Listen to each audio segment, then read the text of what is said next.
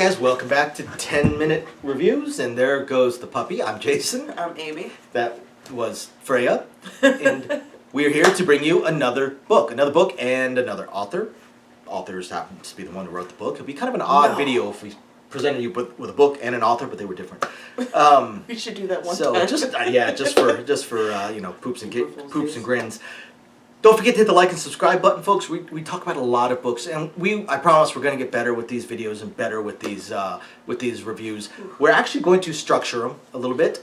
So today I want to talk about, I'm going in a different genre. My last two were fantasy and science fiction. So today I want to talk about a superhero book, or at least a superpowers book. Well, no, these ones are actually heroes. Dun, dun, dun. Superheroes book called Ex Heroes. EX when you go looking for it, not just X, but EX Heroes, as in former heroes, by Peter Clines. It's a trilogy, but I'm going to talk about the very first book-ish. Mostly going to talk about the trilogy. We're going to break it up into 4 categories. Okay, we're going to talk about the world, we're going to talk about the characters, we're going to talk about the plot, and then we're going to talk about the writing. Okay, and that's going to be our structure for most of our videos. So Peter Clines Ex Heroes. So the world is, well, look around you. It is Earth. It is like a lot of the superhero books. It is our world, just envisioned with the idea of superheroes having been a part of it and being a part of it. Superpowers being kind of a normal thing, and something you see every day, and something you are aware of. And that's the world. So there's not too much to talk about that doesn't give away things I'm going to go into as far as the plot goes. So I'll say the world is our local world. Most of the book occurs in Los Angeles, in a very, very small area of Los Angeles, basically one studio building and the outlying areas.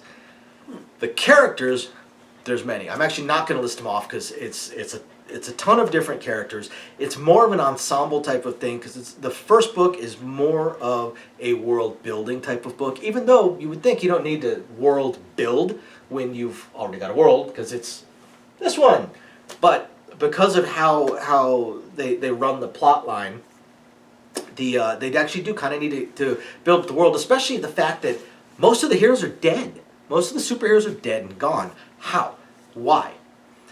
So that actually leads into the plot. So the plot line of Ex Heroes, the world, is we've got these superheroes that have been superheroes and been saving the day. Da-da-da. Hey. That's why we're married. For years, decades, who knows how long, until something happens. What happens? Well, what would be a cool thing to combine with a superhero book? Puppies.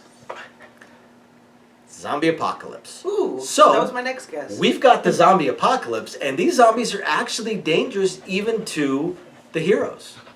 I think there's one hero whose skin is impenetrable, or pretty close, so he's somewhat safe, but not perfectly safe.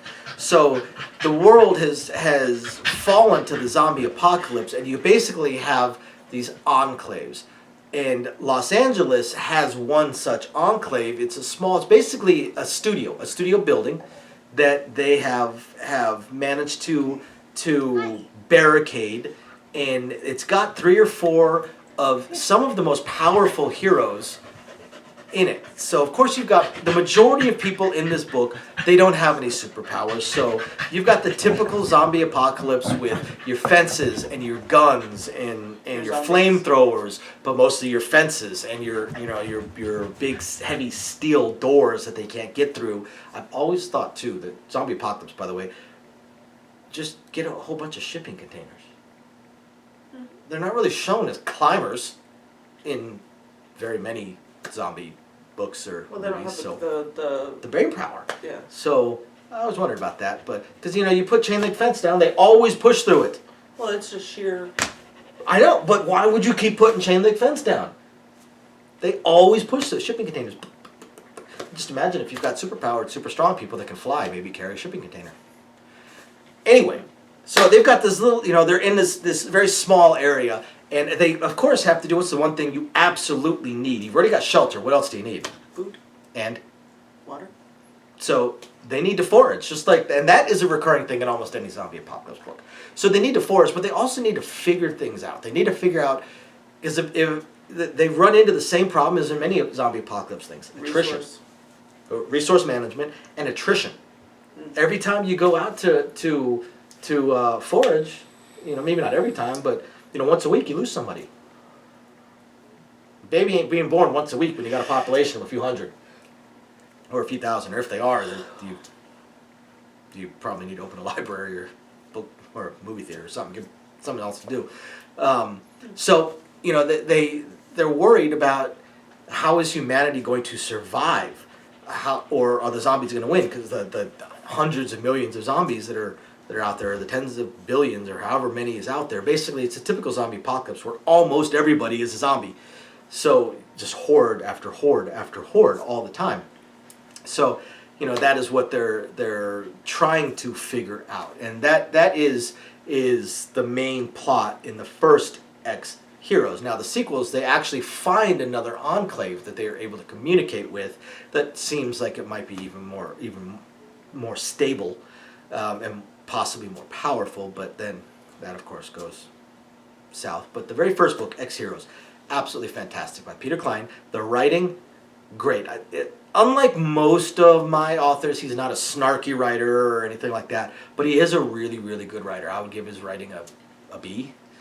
He's a good writer. He's very entertaining. I mean, he was an indie author, came out with this book and ended up with a trilogy. And I believe when I check his name, he's got a lot more books than just that. So he's an indie author that's actually succeeded. Not too many of those. So his writing is excellent. But you guys definitely need to check him out. Peter Clines, Ex Heroes. Go find it. It's on Amazon. It's the best place to look for it because, again, he was an indie author. Thank you, everybody, for watching. We will catch you next time. Bye now. Bye.